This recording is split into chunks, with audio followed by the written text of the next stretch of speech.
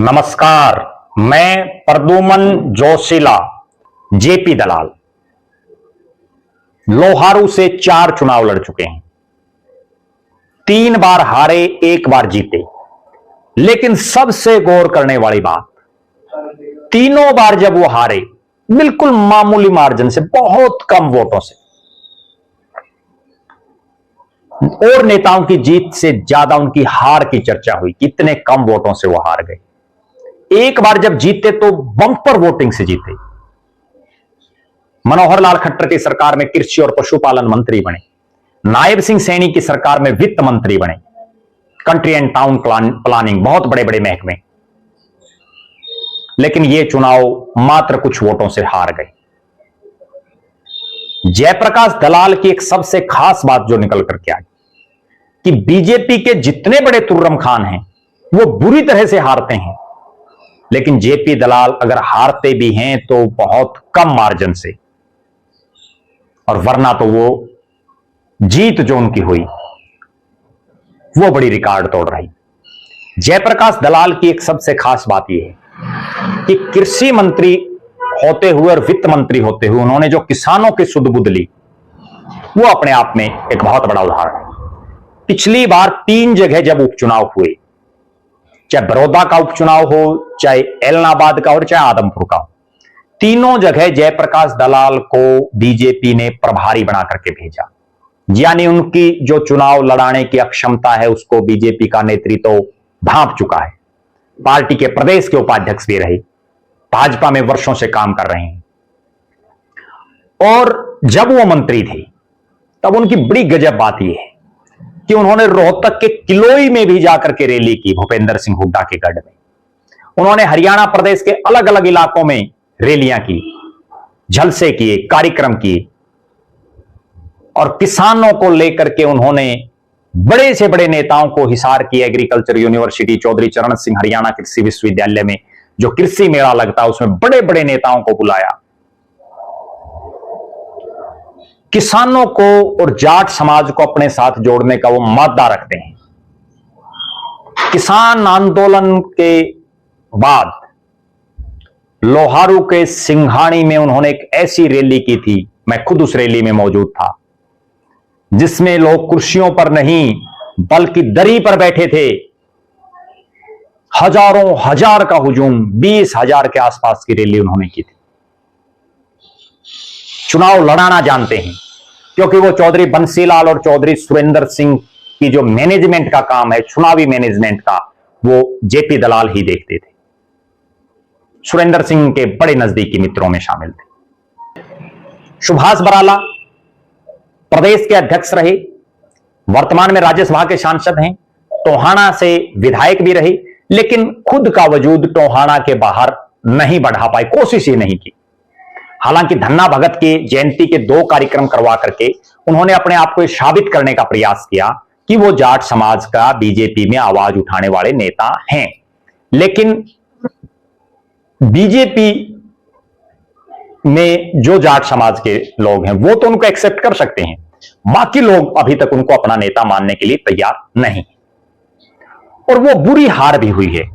एक लॉजिक ये भी कि अगर जनाधार देखें तो देवेंद्र सिंह बबली ने जेजेपी की टिकट पर उनको बुरी तरह से हरा दिया, 50,000 से ज्यादा के आसपास। फिर हम बात करते हैं ओम प्रकाश धनखड़ की, बादली से बुरी तरह से हार गए, पिछला चुनाव भी हार गए, केवल 1 चुनाव जीत पाए, और दादरी में तो बड़े बुरी हार उनकी हुई, लोकसभा में भी हारे। और बादली के अलावा प्रदेश में उनका भी कोई लंबा चौड़ा राजनीतिक सिस्टम नहीं है। तीसरा नाम है कैप्टन अभिमन्यु, वित्त मंत्री रहे, लेकिन लगातार 2 चुनाव हार गए। आप देखिए, ओम प्रकाश धनखड़ लगातार 2 चुनाव हार गए, सुभाष बराला पिछला चुनाव हारे, इस बार वो राज्यसभा में थे, चुनाव नहीं लड़ा, अगर लड़ते तो पक्का हारते और बुरी तरह से हारते। कैप्टन अभिमन्यु 2 चुनाव, एक रामकुमार गौतम के मुकाबले हार गए और एक जस्सी पेटवाड़ के मुकाबले हार गए। बड़े व्यवसायी हैं, लेकिन नारनौंद के अलावा वर्कर हैं उनके पास, प्रदेश में साथी हैं, लेकिन उनके पास संभालने के लिए समय नहीं है, लोगों के सुख दुख में ही नहीं जाते। बहुत से ऐसे कार्यक्रम मैंने देखे हैं जहां उनको खुद होना चाहिए, लेकिन वो अपने भतीजे अजय सिंधु को भेज देते हैं। लोग कैप्टन अभिमन्यु को वोट डाल रहे हैं, अजय सिंधु को नहीं। यह बात उनको समझनी चाहिए, लेकिन समझ नहीं पा रहे। एक वो समय था जब 2004 में कैप्टन अभिमन्यु प्रदेश में बीजेपी का जाट समाज का सबसे बड़ा चेहरा था, क्योंकि उन्होंने चौधरी भूपेंद्र सिंह हुड्डा के सामने चुनाव लड़ा था लोकसभा का। फिर 2005 में उन्होंने दीपेंद्र हुड्डा के सामने बाई इलेक्शन लड़ा, उपचुनाव लड़ा लोकसभा का। बड़े नेता बन गए थे, अच्छे खासे वोट आए थे, लेकिन अपनी पैठ को, सिस्टम को संभाल नहीं पाए और केवल नारनौंद तक सीमित रह गए। और नारनौंद में भी यह हालात है कि चुनावी समय में ही ज्यादा दिखते हैं।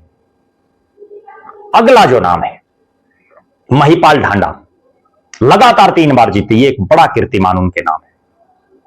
पहले जाट हैं वो भारतीय जनता पार्टी के जो लगातार 3 बार जीते हैं पानीपत ग्रामीण से। मंत्री भी हैं, पिछली सरकार में भी थी नायब सिंह सैनी की, अब फिर मंत्री हैं। लेकिन पानीपत के इलाके के अलावा अपना जनाधार बढ़ाने का प्रयास ही नहीं कर रहे, कहीं आ जा ही नहीं रहे, बहुत चुनिंदा जगहों पर जा रहे हैं। यहां तक कि जिस खुद का गोत्र है ढांडा गोत्र, उस गोत्र के गांव तक में भी नहीं जाते। फिर हम बात करते हैं किरण चौधरी की। किरण चौधरी तो अभी नई नई भाजपाई बनी है।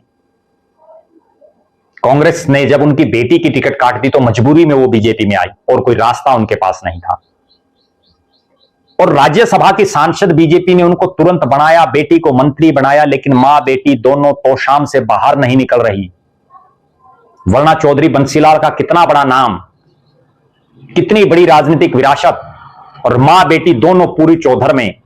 उसके बावजूद चौधरी बंसीलाल और चौधरी सुरेंद्र सिंह के पुराने कार्यकर्ताओं को ही नहीं संभाल पा रही, केवल एक सीमित तोशाम तक सीमित होकर के रह गई। अगला नाम आता है चौधरी धर्मवीर सिंह, भिवानी महेंद्रगढ़ से सांसद, 3री बार लगातार जीते। यह भी अपने आप में एक बहुत बड़ा रिकॉर्ड है। तोशाम, बाडड़ा और सोहना से विधायक रहे, तोशाम से तो 2 मरतबा जीते।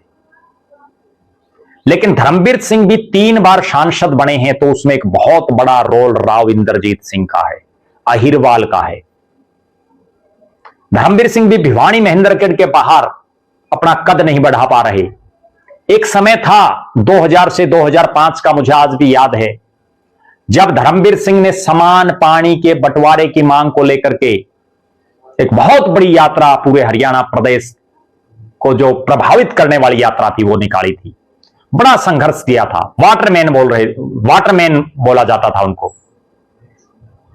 लेकिन एमपी बन जाते हैं, उसके बाद सिर्फ भिवानी महेंद्रगढ़ तक सीमित, प्रदेश में नहीं घूम पा रहे, प्रदेश के नेता नहीं बन पा रहे। बहरहाल ये वो जाट चेहरे हैं। अब एक चेहरा इनमें है सुरेंद्र पुनिया, प्रदेश के महामंत्री हैं। बरवाड़ा से 2 बार पार्टी ने टिकट दी, दोनों बार चुनाव हार गए। हिसार के जिला प्रधान और प्रदेश महामंत्री के तौर पर उनकी खूब तूती बोल रही है, खूब दुआ सलाम उनको हो रही हैं। ये वो नेता हैं जो मैंने आपको गिनाए हैं, जिनमें से बीजेपी ढूंढ रही है कि किस पर दांव लगाए। मेरे पास जो सूचना है उसके मुताबिक भारतीय जनता पार्टी आज के दिन यह मन बना चुकी है कि जयप्रकाश दलाल, जेपी दलाल को यह जिम्मेदारी सौंपी जाए, ताकि हरियाणा प्रदेश का किसान वर्ग, जाट वर्ग, और चूंकि वो व्यापारी भी हैं तो समाज के अन्य वर्गों की नब्जें भी जानते हैं। एक किसान का बेटा किस तरह से व्यापार कर रहा है, उस चीज को भी वो जानते हैं। लिहाजा जयप्रकाश दलाल का नाम फाइनल दिख रहा है। जयप्रकाश दलाल को बनाने से बीजेपी को क्या फायदा होगा? बीजेपी को सबसे बड़ा फायदा यह होगा कि जयप्रकाश दलाल काम करवाना जानते हैं, कार्यकर्ता के लिए लड़ना जानते हैं, कार्यकर्ता की आवाज उठाना जानते हैं और लोगों के बीच में रहते हैं। जो नेता ज्यादा लोगों के बीच में रहेगा वही तो पॉपुलर होगा, और उसमें जेपी दलाल फिट बैठते हैं। बहरहाल ये राजनीति है, संभावनाओं का खेल है, कभी भी कुछ भी हो सकता है। आज की संभावना यह है कि जयप्रकाश दलाल, भारतीय जनता पार्टी उनको अपना कप्तान बनाने जा रही है। हो सकता है कोई परिवर्तन भी हो जाए, क्योंकि राजनीति में नेता क्या पता कब क्या गोटी फेंक दें, कहां गोटी सेट कर लें, उन पर भी हमारी निगाहें बनी रहेंगी। हम हर उस नेता के प्लस माइनस पॉइंट आपको बताएंगे जो प्रदेश अध्यक्ष पद की रेस में दिख रहे हैं, जो लग रहा है कि इनको बीजेपी अपना कप्तान बना सकती है।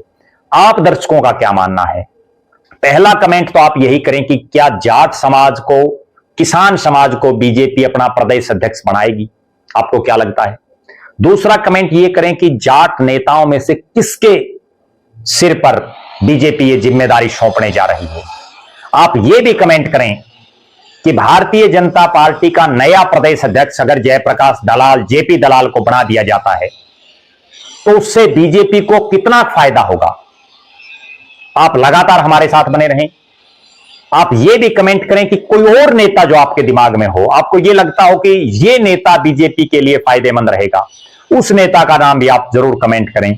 वो चाहे किसी भी क्षेत्र, किसी भी जाति, किसी भी एरिया का हो, उसका नाम आप जरूर कमेंट करें। आप लगातार हमारे साथ बने रहें। हमारे फेसबुक पेज को लाइक और फॉलो करें, यूट्यूब पर चैनल को सब्सक्राइब करें, बेल आइकन घंटी का बटन अवश्य दबाएं, वीडियो को ज्यादा से ज्यादा शेयर करें, ज्यादा से ज्यादा कमेंट करें। जो दर्शक आर्थिक रूप से सक्षम हैं वो हमें आर्थिक सहयोग जरूर करें। बहुत बहुत धन्यवाद। आपका अपना प्रद्युमन जोशीला।